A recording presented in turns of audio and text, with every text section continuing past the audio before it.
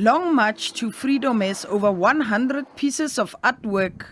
They include icons and activists who resisted oppression, starting with the first political prisoner on Robben Island, Harry die Strandloper and others, during early colonial times in South Africa.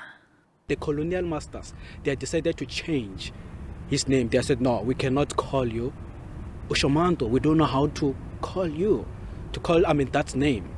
So from today, you are Harry the Strandloper. So he became the first black prisoner in Robben Island. In Robben Island, he didn't escape twice, using a boat ride with some of slaves. So we also have, one of the Khoi leader, David Stearman, who went to Robben Island. But in Robben Island also, he didn't stay, he escaped 3 times, using a boat ride, right? So when they caught him, after escaping, they took him to Australia jail. It's where he died there. Today, as I speak, they changed PE Airport name after him, David Stearman Airport today. The first Nguni people to approach colonial masters, it was Xhosa people. Here we have Makana, who went to Robben Island, and he was, against missionaries, since he was a prophet, a sangoma, or a traditional healer. He escaped in Robben Island together with David Stearman there. So unfortunately, Makana, he didn't make it. He drowned in Blauberg Beach. There is a beach here well known as Blauberg. It's where he drowned there. The era of King Shaka Zulu during colonialism is displayed with various Zulu warriors who resisted the system. His tribe, or Zulus, they use a long spear to attack the enemy. So the man, he decided, to break it so that it can attack the enemy. Remember, he is the one who allied all the tribes of Zulu Nation to become one. The then Union of South Africa, which was established in 1910, saw the beginning of the formal dispossession of land through the 1913 Natives Land Act, which came into effect on the 19th of June 1913.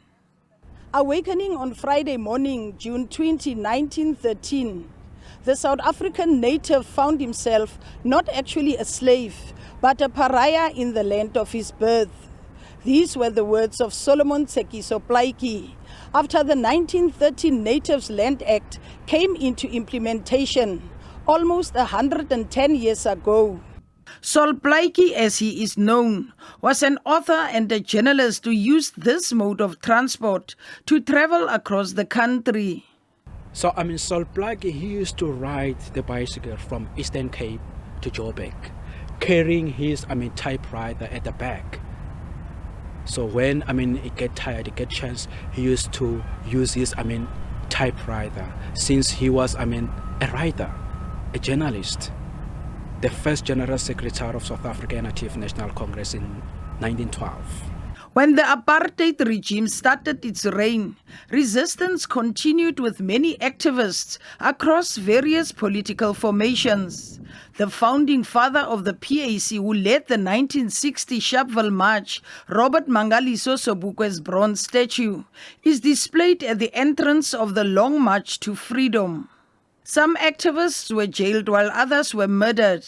Black consciousness leader Steve Biko died in detention on the 12th of September 1977. Solomon Kaluchi Mahlangu, an MK soldier, was hanged by the apartheid regime on the 6th of April 1979 at the Pretoria Central Prison. SACP leader Chris Hani was assassinated outside his Boksburg home on the 10th of April 1993.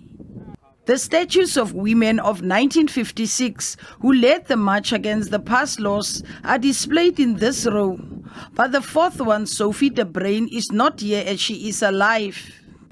On my far right there, we honor Lillian Ngoyi, who was representing black women, and she's carrying a partition. They are all carrying partition there. In the middle is Helen Joseph, representing whites. The third one is Rahena Musa, representing Indians one. The one who was representing colored, she's still alive, is Sophie Williams Tibray. Since here we honor people who passed on. The site also has a display of couples who were activists.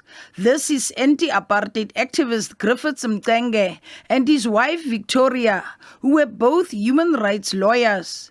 They were both assassinated by the apartheid security police hit squad in the early 1980s. Griffith Mcenge, he was, assassinated. It was 1981. And then when it comes to Victoria, after the death of him, she didn't live long. 1985 is where they decided to get rid of her as well. Other couples who resisted the apartheid system, who are also displayed in bronze, include Walter and Albertina Sisulu, as well as Oliver and Adelaide Tambo. And who can forget the release of Nelson Mandela, accompanied by his ex-wife Winnie on the 11th February 1990 from the then Victor Verster prison in Paarl, now known as Drakenstein Correctional Center. This, symbol is where they captured him when he walked free from Victor Verster, together with Winnie. The most recent statue in bronze added to the big walking family is that of cleric, anti-apartheid activist, and chairperson of the Truth and Reconciliation Commission, the late Archbishop Desmond Tutu.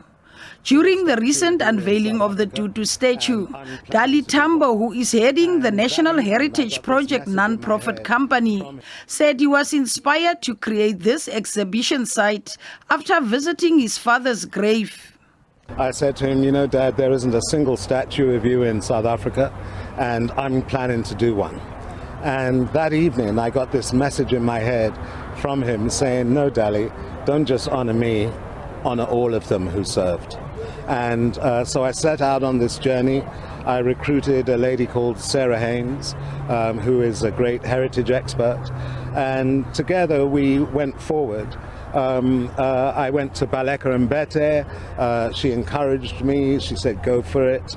I went to the National Lotteries Commission. They encouraged me. I went to Palo Jordan. I said, will you be our historical expert?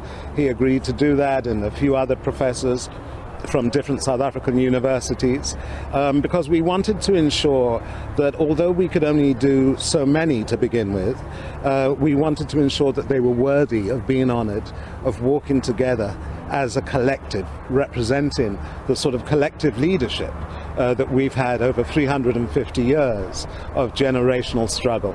The non-profit company still hopes to add more statues of activists who resisted 350 years of colonialism and apartheid.